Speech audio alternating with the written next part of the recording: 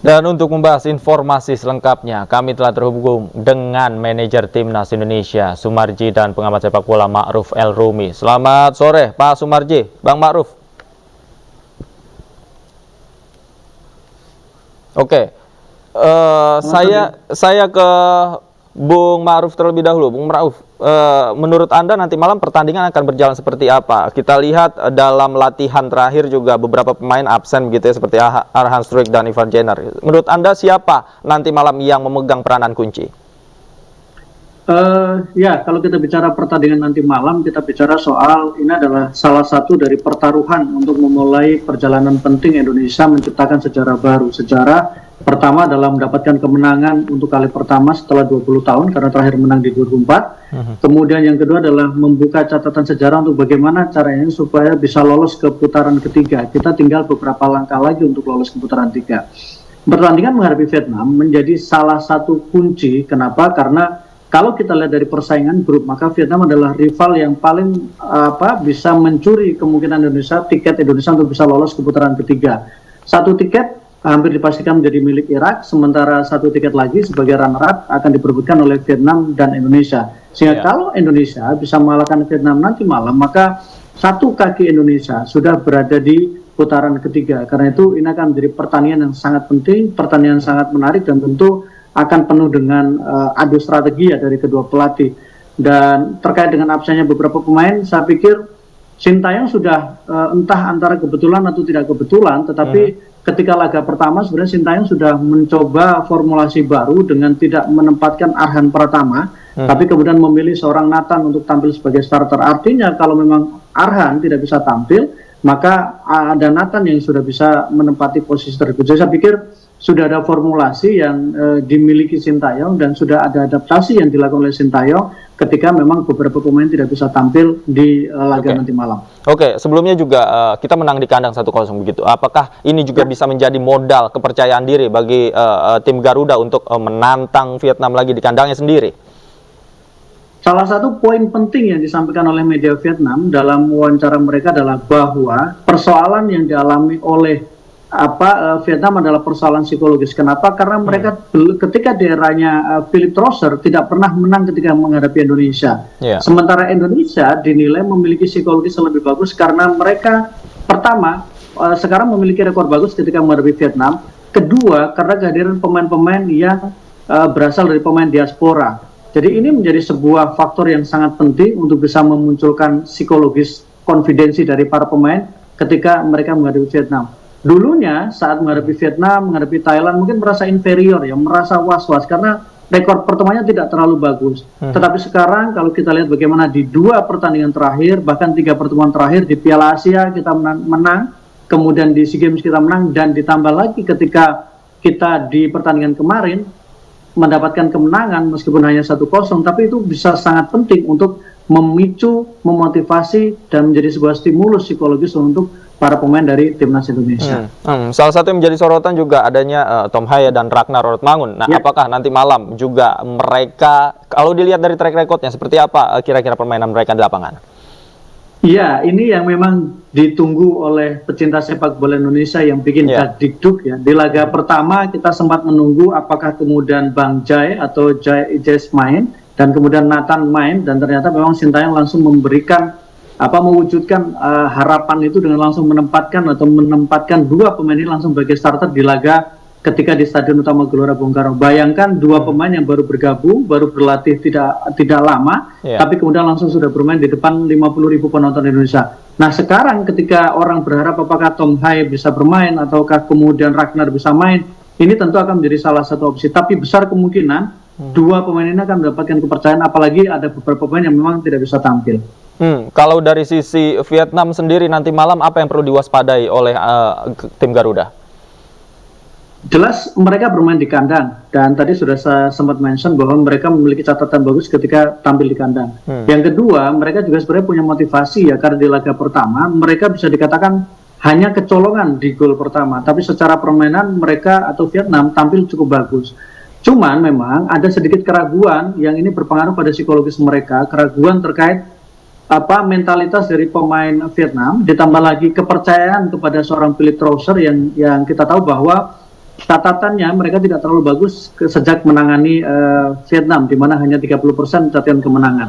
Jadi kalau kita lihat dari sisi ini, memang ada kekhawatiran bahwa Vietnam akan menjadikan laga ini menjadi momentum untuk mereka bisa bangkit kembali. Tetapi satu sisi kita juga diuntungkan karena psikologisnya untuk Vietnam tidak terlalu nyaman setelah mereka sulit untuk bisa menang menghadapi Indonesia.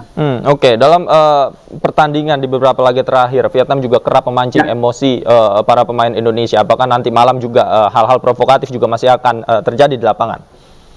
Iya, potensi itu tetap ada ya, hanya memang berbeda. Ketika di eranya Pak Heng-seo sebelumnya atau pelatih timnas sebelumnya, memang kesan bahwa bagaimana Vietnam melakukan provokasi, melakukan agitasi, bahkan melakukan permainan keras, tapi kemudian tidak mendapatkan perhatian dari wasit atau lolos dari wasit, itu selalu menjadi ciri khas dari Vietnam ketika bertemu dengan Indonesia. Dan cara itu cukup efektif untuk bisa memancing emosi dari para pemain Indonesia. Tapi di eranya Philip Rosser agak berbeda. Rosser bukan tipikal pelatih yang kemudian dalam tanda kutip menghalalkan segala cara. Memang tetap ada sedikit provokasi yang menjadi karakter dari Vietnam, tapi tidak sekotor dalam tanda kutip yang dilakukan oleh cara ketika di eranya Pak Heng-seo. Sehingga yang paling penting adalah bagaimana pemain kita atau pemain Indonesia tidak terprovokasi dan kemudian tidak terpancing dengan apa yang dilakukan oleh para pemain Vietnam dan lebih fokus pada permainan mereka sendiri. Oke, jadi emosional harus dijaga ya. Selain itu juga kondisi kebugaran dari tiap personil juga kemarin sempat menjadi masalah. Apakah dengan jadwal yang ketat, kemudian persiapan yang singkat, nanti malam bagaimana kebugaran tim pemain di lapangan menurut Anda? Kebugaran sempat menjadi isu ya, karena kan memang pertandingan digelar di bulan Ramadan. Jelas memang sempat ada soal apakah para pemain harus puasa ketika sebelum permainan. Kalau mungkin saat permainan atau saat pertandingan, hari pertandingan mungkin mereka tidak puasa, tapi ketika sebelum pertandingan saat latihan biasa mungkin beberapa di antara mereka melakukan puasa. Jadi ini pasti akan berpengaruh sedikit banyak kepada para pemain. Tapi khusus menghadapi Vietnam, salah satu yang coba diantisipasi adalah ketika pemain setelah pertandingan di Stadion Utama Gelora Bung Karno, pemain berangkat menggunakan jet pribadi sehingga recovery mereka atau kemudian kondisi mereka sedikit tertolong ketika pemain tidak menggunakan pesawat komersial tapi menggunakan jet pribadi, karena directnya atau penerbangannya menjadi lebih cepat dan kemudian tidak perlu antri seperti ketika menggunakan pesawat komersial biasa. Oke, jadi nanti malam mereka akan tetap bermain menyerang. Bagaimana seharusnya nanti malam permainan?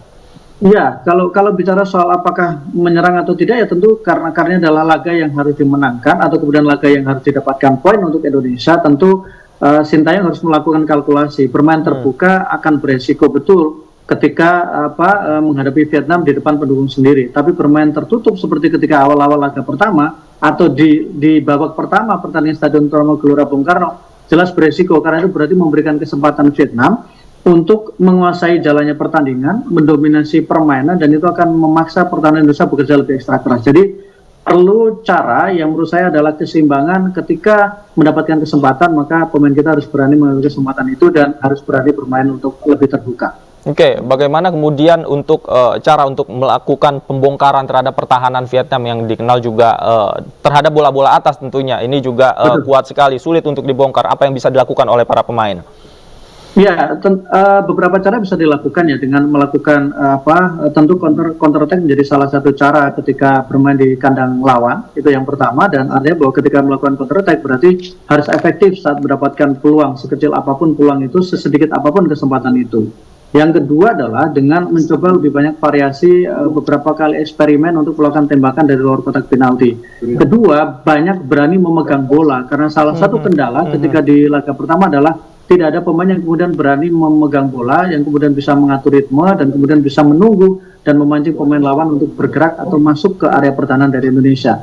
Jadi cara-cara ini mungkin bisa dilakukan selain memang tetap menggunakan bola-bola crossing, karena pemain-pemain kita juga secara postur bisa dikatakan cukup tinggi. Kita punya beberapa pemain yang secara postur lebih tinggi daripada pemain Vietnam.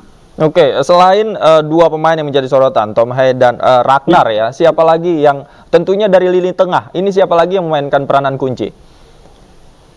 Tentu ada nama Marcelino ya, pemain muda, pemain yang sangat potensial, pemain yang belum genap berusia 21 tahun, tapi sudah memperlihatkan sebagai pemain yang sangat matang dan menjadi penyangga di lini tengah. Jadi kita tidak bisa melepaskan dari namanya Marcelino, atau kemudian ada dua nama lain seperti Egy yang meskipun masuk sebagai pemain pengganti, tapi kemudian langsung berpengaruh signifikan dengan mencetak 1 gol. Witan mungkin juga bisa menjadi opsi, tapi paling mendapatkan sorotan menurut saya tentu saja adalah bagaimana penampilan dari Marcelino yang diharapkan bisa jauh lebih baik nanti di pertandingan nanti malam. Oke, satu lagi terakhir, Bung Maruf. Kemarin juga Jay-Z yang menjadi sorotan di pertandingan pertama. Apakah saat ini juga nanti malam dia juga memainkan peranan penting khususnya di lini belakang Indonesia? Ya, kalau bicara Bang Jai, ini bicara soal pemain yang memang punya pengalaman, sudah bermain di Serie B, artinya bahwa dia punya CV yang sangat bagus, kemudian juga merasakan atmosfer di Liga Italia, atmosfer di Liga Belanda. Jadi dia adalah pemain yang tentu diharapkan bisa membantu pertahanan Indonesia. Dan kalau kita lihat di pertandingan pertama atau menjadi debutnya kemarin, dia bermain dengan sangat baik, sangat tenang, mengawal pertahanan dari Indonesia dan sempat juga mendapatkan aplaus dari penonton di GBK. Jadi istilahnya kalau ujian tingkat pertama, maka Bang Jai sudah bisa melewati ujian tingkat pertama dan itu bermain langsung di depan GBK. Sekarang saya pikir dengan pengalaman yang dimiliki, saya pikir dia akan bisa memberikan warna baru, menjaga kedalaman dari Indonesia, kemudian juga memberikan keseimbangan dan memberikan kepercayaan diri untuk para pemain. Apalagi ini kesempatan bagus ya, karena kita tahu beberapa pemain yang biasa menempati di lini belakang tidak bisa tampil, sehingga ini menjadi kesempatan yang baik untuk Bang Jai menunjukkan kualitasnya dan menunjukkan kepemimpinannya di lini belakang. Oke, kita semua optimis dan mengharapkan bahwa Indonesia menang nanti malam dalam pertandingan di kandang Vietnam. Terima kasih Bung Maruf sudah bergabung sama kami di Anju Sore. Selamat sore, sehat selalu.